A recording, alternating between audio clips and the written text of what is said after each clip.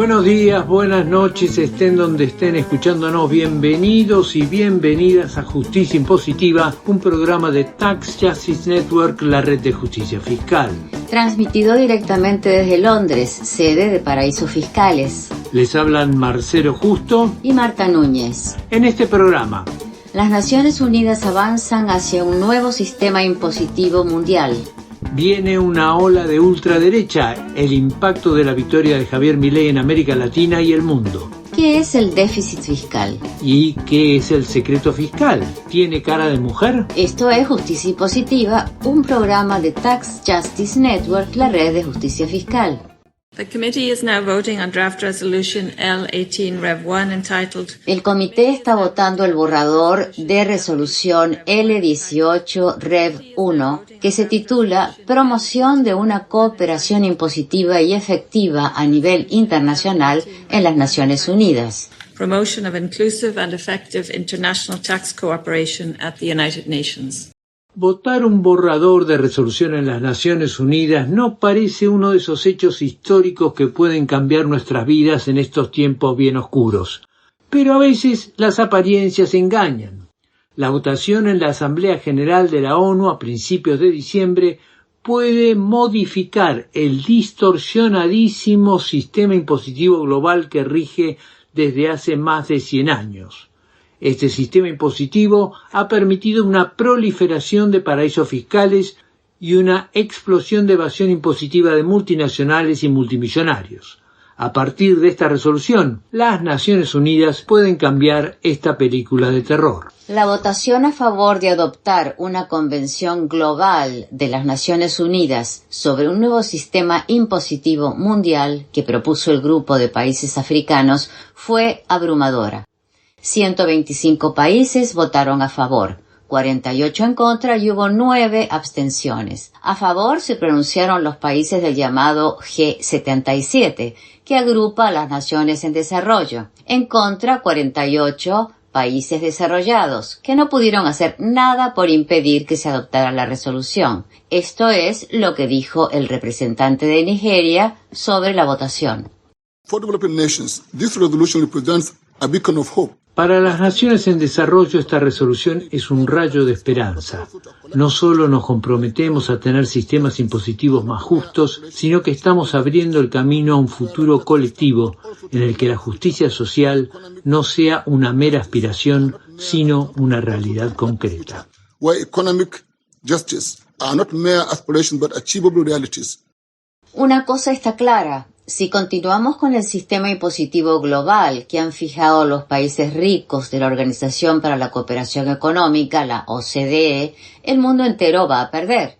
El cálculo de Tax Justice Network es que los países, sean desarrollados o en desarrollo, dejarán de recaudar unos 5 billones, o sea, millones de dólares en los próximos 10 años. Estas sumas se esfumarán por la ruta de los paraísos fiscales, una ruta que hemos denunciado en este programa como uno de los problemas más graves de la economía global. Según el director de Tax Justice Network, Alex Cobham, este voto abre una instancia en las Naciones Unidas para un sistema alternativo al de la OCDE y los países centrales. Last year, there was agreement to move forward with intergovernmental discussions. El año pasado, las Naciones Unidas acordaron avanzar en un debate intergubernamental sobre este tema que llevó a esta votación actual en la Asamblea General. La resolución logra dos cosas. Vota a favor de negociar una convención internacional sobre impuestos y crea un comité de todos los miembros de la ONU para acordar los términos de referencia de estas negociaciones. Esto se completará entre enero y agosto. El resultado se llevará en septiembre a la Asamblea General para comenzar a negociar la convención.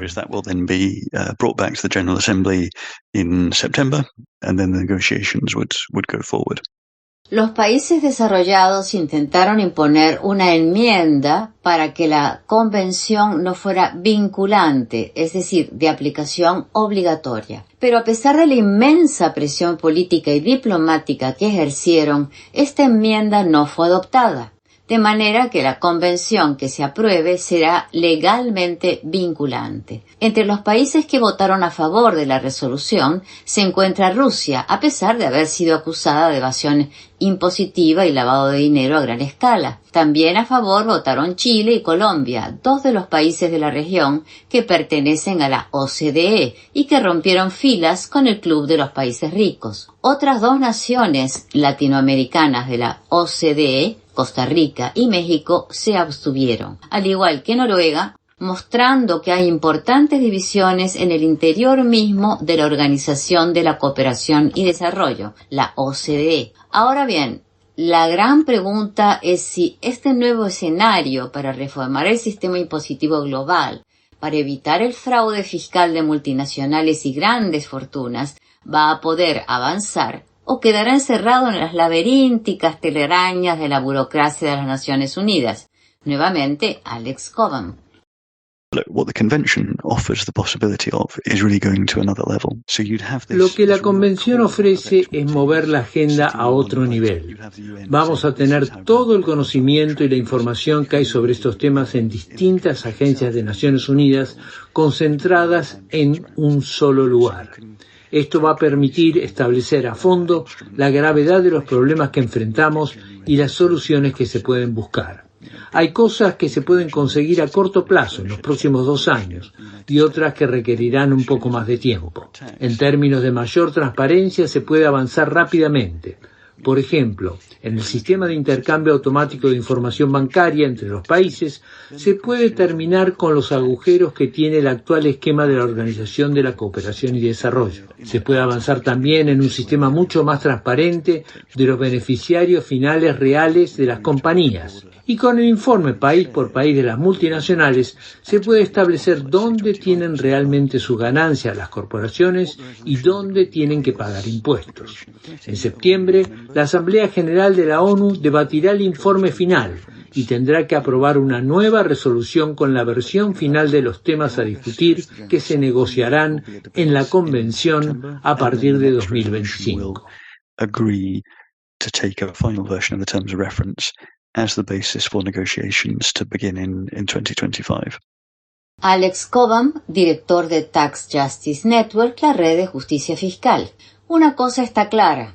El tema fiscal dejó de ser un reducto de especialistas sin aparente vínculo con nuestra vida cotidiana. Hoy es central para conseguir un sistema con justicia social y está en la organización que representa al mundo entero, las Naciones Unidas.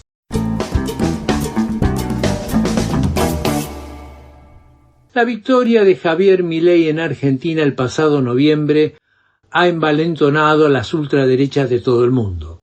Con Milei en la presidencia puede decirse que Buenos Aires se ha convertido en la meca de la ultraderecha, como mostró la lista de invitados a su asunción el 10 de diciembre.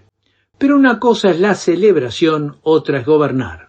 Javier Milei ya anunció un mega decreto que anula más de 300 leyes, una devaluación del 120%, la liberación de todos los precios de la economía y un demoledor paquete de ajuste fiscal con despidos en el Estado, además de la eliminación de subsidios al transporte y la energía. El presidente prometió que después de 2 años de estanflación, es decir, estancamiento económico con inflación, habría luz al final del túnel. Pero el impacto económico-social ya fue evidente con las navidades más recesivas y apagadas de las que se tenga memoria. A nivel mundial, sin embargo, este impacto no importa mucho. Lo que importa es que hay un nuevo corrimiento a la derecha de la agenda global, algo que se viene experimentando desde el Brexit del Reino Unido y la elección de Donald Trump en el 2016. Por un lado tenemos las dificultades que enfrentan los gobiernos progresistas de Gustavo Petro en Colombia y Gabriel Boric en Chile.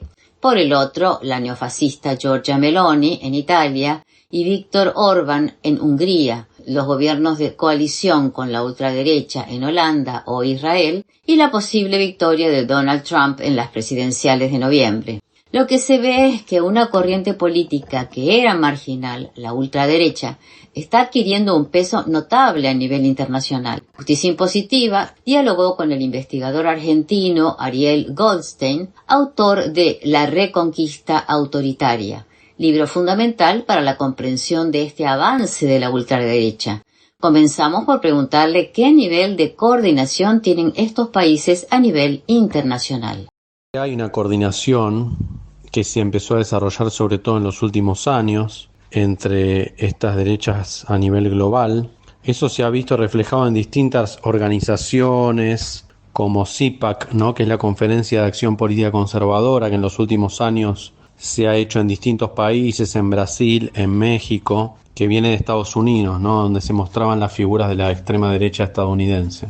Después, el papel central en la articulación de estos grupos, particularmente de la extrema derecha que existe en Europa del Este con América Latina, viene de Vox, ¿no?, del Partido de España, justamente porque busca unir bajo el concepto de iberosfera a estos dos mundos, ¿no? El mundo de la extrema derecha de Europa del Este, representado por Polonia, por Hungría, y las extremas derechas latinoamericanas. Y a Vox siempre le importó establecer estos vínculos con Kast en Chile, con Milei en Argentina, con Bolsonaro en Brasil. Nunca le importó establecer vínculos con la derecha tradicional de Macri, de Piñera. Siempre apostó al desarrollo de estas nuevas fuerzas de derecha radical en América Latina. Esa es la particularidad que habilita a Vox, que desempeña un papel fundamental con las ideas de iberosfera, de reconquistar el lugar para España que tenía, un poco volviendo a la idea de la colonización de América Latina, y la idea del narcocomunismo, que es la idea de que toda fuerza de izquierda o progresista es criminal y está vinculada al narcotráfico. ¿Cómo ha sido la respuesta a esta propuesta de Vox en América Latina? En cada país ha sido recibido de distintas maneras, ¿no? Por ejemplo, en el caso de Perú ha sido muy bien recibida y 5 partidos peruanos han firmado la Carta de Madrid, que es el documento de Vox para América Latina. En el resto de los países ha tenido una recepción más contradictoria. Por ejemplo, en México inicialmente fue bien recibido por el PAN, Santiago Abascal, pero después todo eso generó una crisis grande y hoy en México el vínculo de Vox es con Eduardo Verástegui, que es un actor de Hollywood que está en contra del aborto ultracatólico. Las causas parecen extremadamente complejas. Hay un trasfondo histórico como es la caída del muro de Berlín, hay un individualismo creciente desde entonces, fomentado ahora por las nuevas tecnologías y el mundo digital, pero también hay fenómenos puntuales e imprevisibles como fueron la pandemia y la guerra en Ucrania. Las causas son diversas, ¿no? El componente tecnológico me parece importante, tanto para ver que estas redes de extrema derecha se comunican globalmente, cosa que antes no era posible, como también por la forma en la que intervienen a través de las redes que no tienen ninguna regulación, ¿no? Y entonces pueden proliferar esos discursos de odio, esas teorías conspirativas que difunden sobre el fraude, que han sido muy fructíferas para la extrema derecha en Estados Unidos, que es la cuna donde nace toda esta ideología conspirativa a través de Steve Bannon, de Alex Jones, ¿no?, que es el creador del sitio Infowars, y digamos se reproduce en distintos países latinoamericanos, como vimos por ejemplo en el asalto en Brasilia que se dio a inicios de 2023. Por supuesto, esta época del capitalismo que estamos viviendo, que exige, pareciera, para reproducir el régimen de acumulación, un tipo de propuesta más antidemocrática y autoritaria para garantizar la acumulación, porque detrás de estos fenómenos siempre hay empresarios y corporaciones también, ¿no? Entonces, me parece que lo más destacable sería, en general, esta etapa del capitalismo que exige mayor autoritarismo y menos democracia, y el tema tecnológico. ¿Qué impacto tiene sobre la ultraderecha el triunfo de una propuesta radical de ultraderecha como la que encarna Javier Milei en Argentina? Bueno, el gobierno de Milei aparece justamente como representativo de estas propuestas de extrema derecha que estamos viendo en distintos países del mundo, que habían llegado especialmente a América Latina con Bolsonaro en 2018, que tuvo a Paulo Guedes como ministro de Economía, un Chicago Boy ultraliberal. Y Milei es un fundamentalista del libre mercado, de la Escuela Austríaca de Economía. Tiene un fuerte componente también de odio hacia un enemigo, que es un componente fundamental en las extremas derechas, ¿no?, que está encarnado sobre todo en este caso en el kirchnerismo, en el peronismo, ¿no? en el Estado. Entonces hay algo que se ha dado también, que es la transformación de ese electorado, una parte de ese electorado que ha hecho un giro de radicalización a la derecha y termina votando por Milei para oponerse al peronismo, ¿no? En un voto antiperonista, como pasó también en Brasil con el bolsonarismo. Los viejos votantes tucanos del PSDB se viraron bolsonaristas. Así que ese también es un fenómeno, el de la radicalización de la derecha latinoamericana y el paso de propuestas más de centro derecha a derecha radical. Ariel Goldstein, autor de La Reconquista Autoritaria.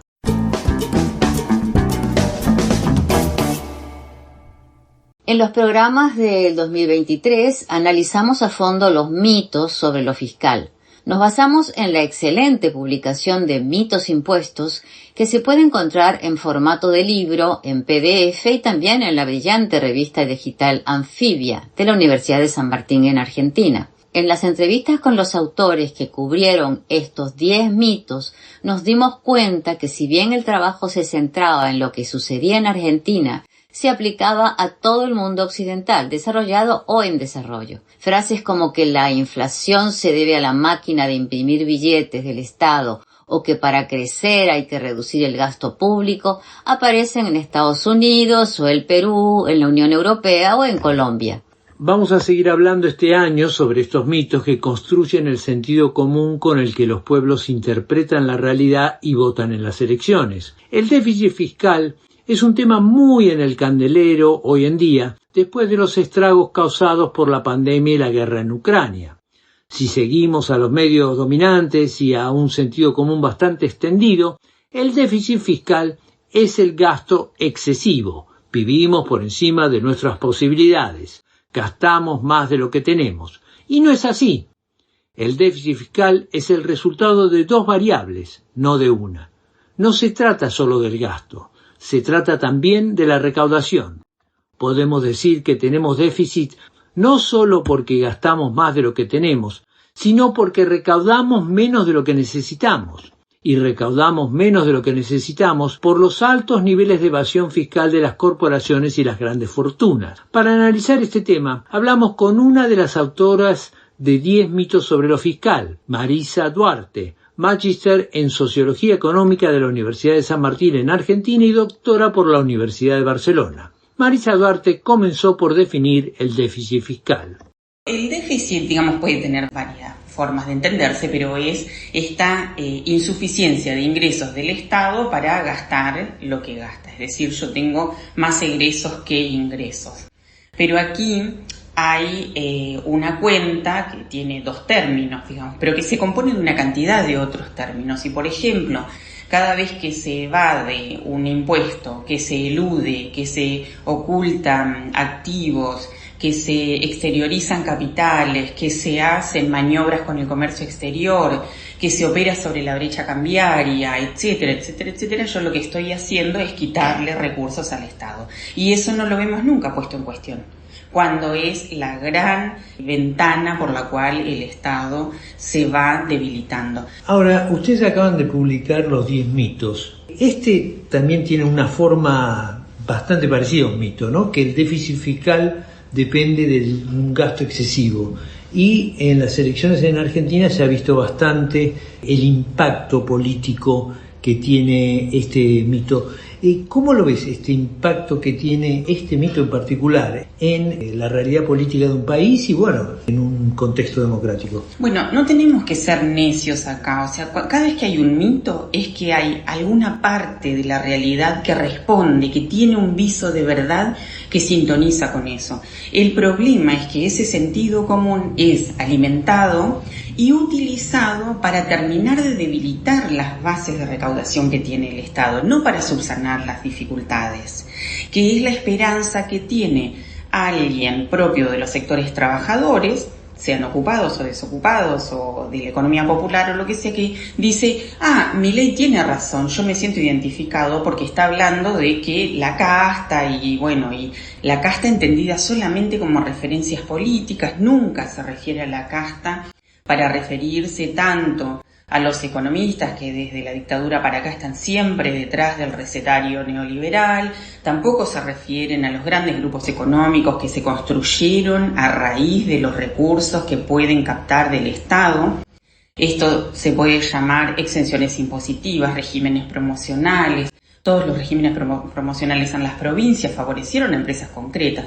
La cesión de tanto terrenos para funcionar como instalaciones, como los puertos cedidos a empresas privadas, etcétera, etcétera, etcétera. Es decir, nunca entró en la cuenta eso. Entonces me parece que acá también es importante hacer una nueva mirada a, bueno, ¿qué es el Estado? ¿Cuál es el patrimonio que tiene nuestro Estado? ¿Y cuáles son las herramientas que tiene para defenderla y mejorarlas? Sí, una última pregunta, digamos, porque todo esto da un sistema de legitimación democrática. Antes este tipo de discursos se imponían a través de gobiernos militares, con esta idea de que, bueno, había que bajar drásticamente el gasto fiscal porque eso era lo que nos arruinaba. Ahora esto tiene una legitimación democrática y es una legitimación democrática que se está consiguiendo acá en Argentina, pero también en otros países. Sí, pero porque el régimen de democracia liberal no es un régimen de participación democrática, de participación directa. Solamente se cumple con las formas de la democracia. Y después todos tenemos que aceptar, así sea que el 49% no haya votado lo que se eligió, estamos condenados al silencio o a la lucha en las calles. Entonces esto creo que también tiene que ser transparentado, como que ir a elecciones cada 2 o 4 años no resuelve el problema de la participación democrática de la sociedad en la mejora de su propia vida cotidiana. Porque el poder vota todos los días, absolutamente todos los días.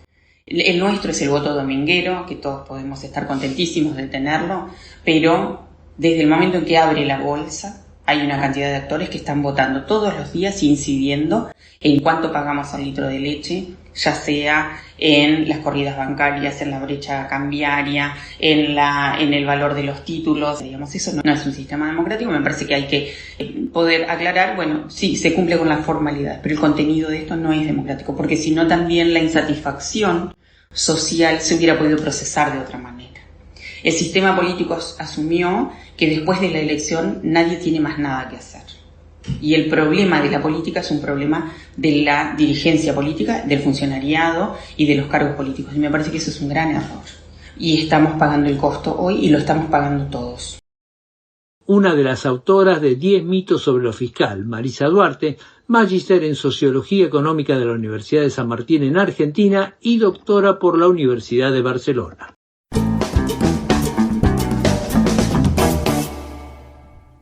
En los delitos fiscales, una de las figuras más conocidas es la del testaferro. El testaferro es una persona que figura como titular de un negocio, patrimonio o riqueza que no es suya. Esto dificulta el trabajo de la justicia porque los activos que se investigan están a otro nombre.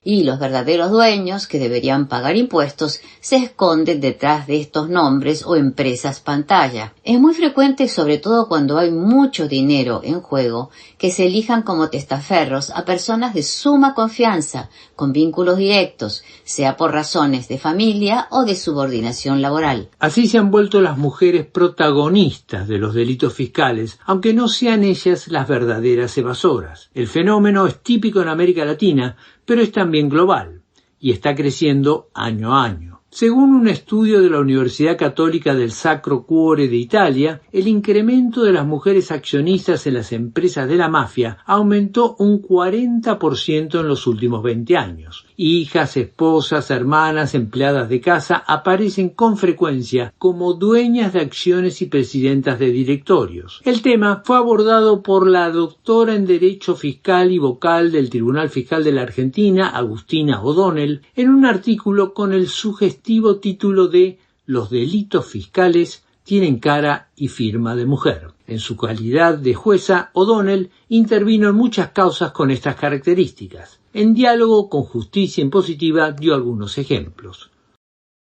Un caso muy interesante se dio acá en Córdoba, en Argentina, una asociación ilícita para cometer delitos de evasión fiscal, donde un padre inclusive emancipa a sus 2 hijas mujeres, quiere decir que 2 hijas recién salidas del colegio las emancipa para que puedan asumir como presidentas de sociedades anónimas, es decir, que ellas quedan a cargo de sociedades que son las que luego van a cometer estos delitos de evasión, inclusive en una asociación ilícita, ¿no? O sea, que terminan condenadas ellas, ¿no? Por la justicia, por cometer delitos de evasión fiscal. Pero ahí es interesante porque, claro, es una sentencia que con perspectiva de género las terminan condenando como autoras, ¿no? Pero terminan aminorándole la pena teniendo en cuenta la situación de sujeción, ¿no? La situación de dominación patriarcal que ejercía este padre que mantenía, ¿no? A estas 2 hijas.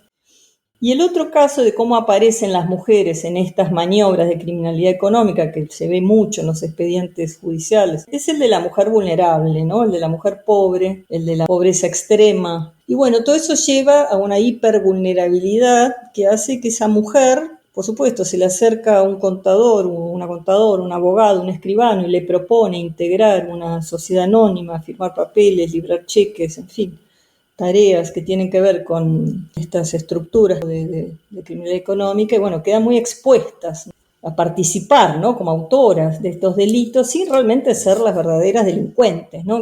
¿Cuál es la ventaja de que sea una mujer la testaferro? Se supone que una mujer presenta una imagen de mayor inocencia y que ayuda a desviar la investigación que haga la justicia. Sí, hay un informe de las empresas mafias, se llama, ¿no? De las mafias de Italia, que dice que es así. Digamos que en Italia pensaban o lo hacían así porque llamaba menos la atención, ¿no? Yo creo que hoy con la agenda que hay de género es al revés, hoy es un boomerang eso. A mí me llama la atención el mismo apellido, que sea mujer, me llama la atención la edad, o sea, mujeres jóvenes en directorios. Y me llama la atención lo que hoy desde el feminismo se llama las interseccionalidades, digamos, no solamente una vulnerabilidad, sino la sumatoria. Me llama la atención cuando veo DNI de mujeres migrantes, porque también cuando hablamos de criminalidad, es cierto que cuando estas organizaciones, por ejemplo, apuntan, cuando buscan estas mujeres, apuntan a mujeres madres, porque toda la construcción sobre la ejecución de la pena en Argentina, y creo que esto es algo común en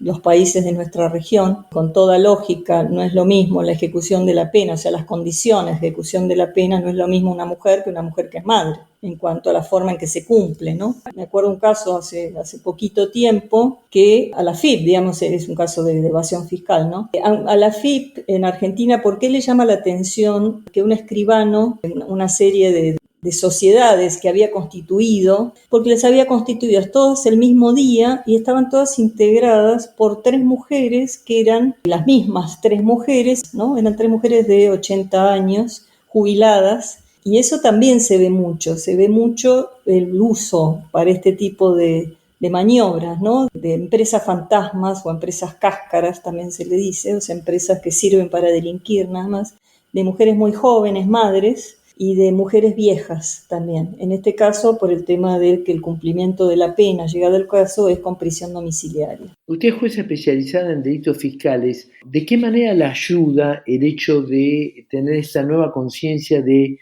que hay un uso deliberado de la mujer como testaferro? Hay ahí un obstáculo bastante difícil de sortear, que es el del secreto fiscal, para conocer, bueno, dónde están los flujos de dinero. Es decir, no solamente efectos fiscales, ¿no? O sea, para perseguir delitos más de violatorios de derechos humanos, como puede ser la trata de mujeres o la trata con fines de explotación laboral, que son los delitos que más dinero hoy mueven en el mundo, ¿no? O sea, y bueno, y todo lo que sea secreto claramente impide, ¿no? Hacer ese seguimiento, ¿no? De los fondos y poder dar con los verdaderos delincuentes, los verdaderos evasores, los verdaderos ocultadores, ¿no? La doctora en Derecho Fiscal y vocal del Tribunal Fiscal de la Argentina, Agustina O'Donnell.